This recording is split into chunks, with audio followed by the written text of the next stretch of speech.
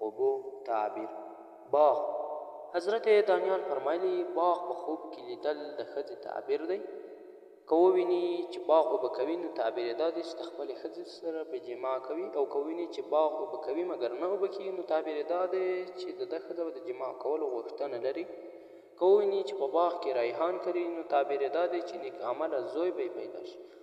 او که څوک په خوب کې وویني چې باغواني یعنې دهقاني کوي نو تعبیر یې دا دی چې مالداره ښځه به کوي او د هغې په کار کې به اخته وي او ډېر به خوشحاله وي. یوه کوچنۍ قصه راسره واورئ.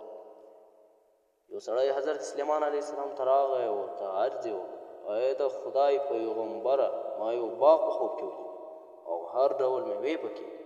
په دې باغ کې ما یو غټ خنځیر هم ولید چې ناست دی. ما ته خلکو وویل چې دا باغ د دې خنځیر دی. زه په دې خبره ډېر حیران پاتې شوم.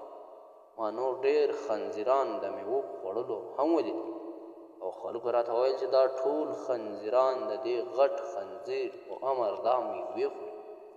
حضرت سلیمان علیه السلام ورته وفرمایل: هغه غټ خنځیر ظالم پاچا دی او نور خنځیران د ده عقلمند حرام خوره دي چې د دې ظالم پاچا تابع او دین د دنیا په بدله کې خرڅوي او د الله تعالی د عذاب څخه نه ویریږي.